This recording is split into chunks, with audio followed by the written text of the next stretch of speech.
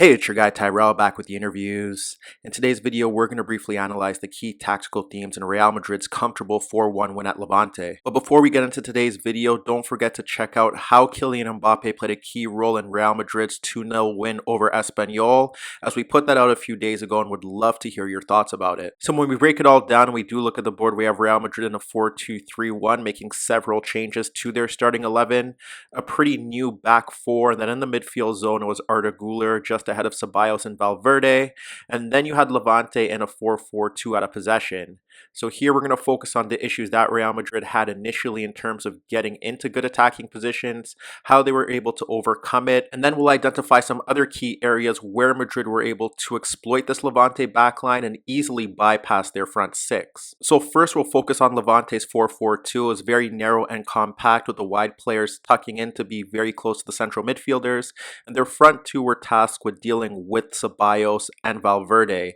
Ultimately, they do have a hexagonal shape around those two central midfielders if they remained in a central position, and then that would see Real Madrid's back three have a 3v2 advantage as they were set up in a 3-2 in their build-up, with Fran Garcia having a bit more license to push forward and attempt to combine with Mbappe and Vini Junior. In many instances, Madrid's build-up shape looked like a 3-2-1-4 rather than a 3-2-5, as you had Arda Güler shifting into pockets of space, often in between the left Levante midfielder and the left central midfielder. And then up front it'd be Fran Garcia pushing high with Vini Junior tucking in a bit narrow near Mbappe, and then Mastantuono operating in that wide right position on the touchline, looking to invert and cut on towards a stronger foot. There was obviously varied positioning down that left-hand side where you could see Fran Garcia inverting and occupying the Levante right midfielder, and that would see Vini Junior hugging the touchline. And then Arda Güler was capable of floating across that midfield bank, looking to receive the ball in pockets of space to help progress Madrid's attack. But in most scenarios, he was caught in that midfield zone around Levante's front six and able to receive the ball to help progress Madrid's attack. And the same applied to Valverde and Ceballos until they varied their positioning. So in many scenarios, Ceballos was the key man in helping ensure that Madrid could bypass that front six. And initially what he was doing was he was dropping away from pressure around that front two, whether it be splitting two of the center backs and then looking to play the ball around the front two to get Valverde on the ball to help progress the attack. There were times where he'd shift to the left of one of the center backs and get the ball ahead of the front six, and then from there he could look to find pockets of space to play passes in between the midfield bank, and you witness Vini Junior doing a very good job of dropping off deeper to receive the ball and help retain possession. But in many of these scenarios, he was simply dropping ahead of the front two, looking to slide the ball around the narrow midfield bank towards the wide players, or he would drop in between two center backs, allow one of the center backs on the ball to drag a marker towards them, and then serve as the 3v2 outlet to receive the ball, and then help Madrid progress their attack. If that wasn't the case, he was capable of drawing attention towards him as well and ensuring that Levante applied pressure on him,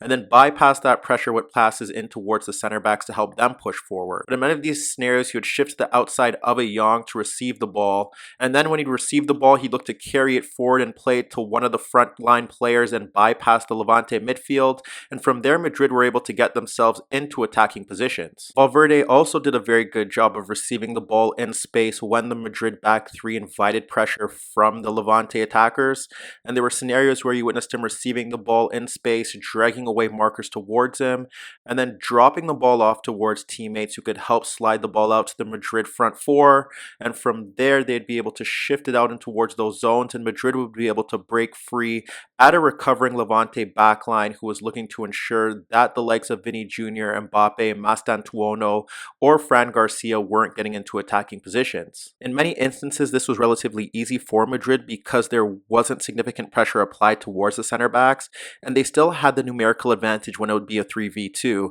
So if one of the center backs attracted pressure towards them, Valverde or Ceballos could simply occupy the space that is now vacant, and their markers wouldn't step forward to apply pressure towards them because Levante wanted to ensure that they remained compact and narrow in that midfield zone and didn't want to create more space for the Madrid attacking players to get into. You could witness this in the build-up to their fourth goal, where you end up seeing the center back carrying the ball and dragging two markers towards him, and then Valverde shifting into the space that's left vacant. From there, you could see that Valverde does have pressure left towards him, but now there's space for Arda Güler to drop into, and Valverde utilizes his passing ability to find Güler in a pocket of space. He's able to turn, and he's able able to exploit the high Levante backline, and he splits the two center backs to find Mbappe breaking in behind them. Mbappe is able to carry the ball in towards the penalty area, round the goalkeeper towards his right, and then simply kill off the game. The other key area in which Madrid thrived in and harmed this Levante backline was down the left-hand side, as they were able to create overloads in those areas due to the nature of Levante's shape. Because they often had Alvarez tucking into a narrow position to help keep that midfield bank compact, Fran Garcia was often pushing forward into advanced positions, as you ended up seeing Madrid shift into their three-man backline, and Fran Garcia could either hug the touchline with Vinny Junior shifting closer to Mbappe, or if Vinny Junior occupied that touchline space, Fran Garcia would push forward beyond Alvarez and invert in towards those pockets of space in between the right back and the Levante right center back. And from here, Madrid had options because they could use Fernandez to push forward and serve as a passing outlet, or Ceballos was simply dropping out in towards those zones, and he served as a reliable passing option as well, to either play it towards the touchline or play it in towards that pocket of space on the outside of Alvarez. They also did have help down that left-hand side through Ceballos pushing forward, Arda Güler shifting in towards those pockets of space, or Mbappe also shifting out towards the left-hand side. A lot of the times when Madrid received the ball in these areas, the one thing that let them down was the execution of the final pass,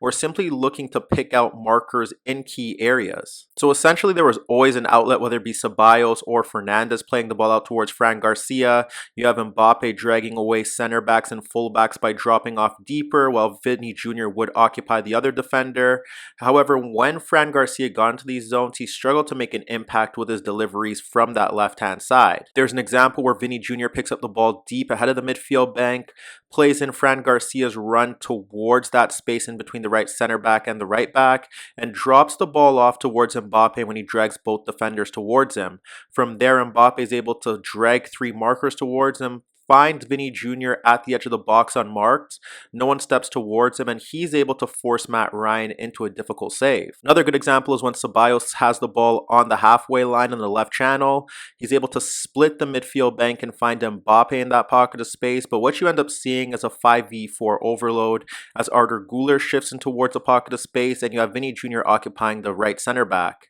From there, when Mbappe receives the ball, he drags two defenders towards him, drops the ball off towards Güler. No one's tracking the movement of Fran Garcia, and Arda Güler is able to split the right back and the right center back to find Fran Garcia breaking down the left channel. But here, with Vinny Junior breaking towards the penalty area, Fran Garcia's delivery is just in behind Vinny Junior, and that sums up the lack of execution down that left channel. And then one of their better opportunities in that first half again involves Mbappe occupying a defender, with Vinny Junior narrow, and Ceballos is able to split the midfield bank to get the ball towards Mbappe. He backheels it into the path of Fran Garcia, who's left with acres of space to carry the ball towards the left byline, and from there he carries into left half space. He has three markers breaking towards the 6-yard box area, but here, while he does find the ball at Mastantuono's feet, the right attacking midfielder is unable to convert from this position. And then the final area of weakness that Madrid consistently exploited against this Levante side was in transition,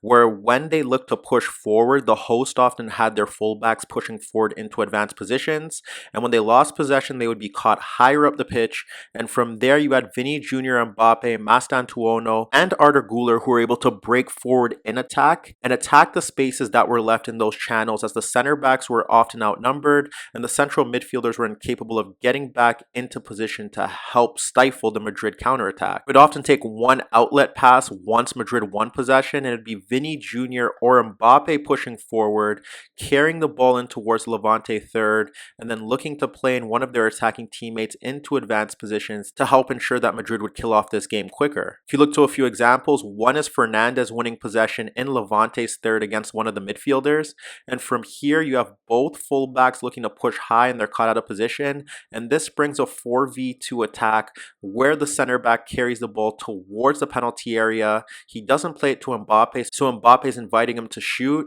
but as he carries it in towards their zone, he ends up sliding it towards Vinny Junior, and from a tight angle, Vinny Junior is denied by Ryan sprawling off his line. But Madrid's second goal followed a similar theme, where they're able to win possession in and around their penalty area. You see the fullback caught out of position, and Vinny Junior is able to drop in towards that space, space, receive the ball and run at the recovering center backs, and from here he ends up sliding the ball out towards Mastantuono as Mbappe's run carries both center backs with him, and from there Mastantuono has enough space to carry the ball into right half space, take on the center back and fake that he's cutting towards his left foot and drags it towards his right, where he finishes superbly in towards the top corner. And then in the build up to the Mbappe penalty that killed off the game, you could see that Madrid win possession in their third. Levante commits so many players forward that both fullbacks are caught out of the game, and then from there it's a simple pass across the Levante midfielder that sees Arda Güler receive the ball in space, and he simply has to slide it across the defender for Mbappe to get into a 1v1.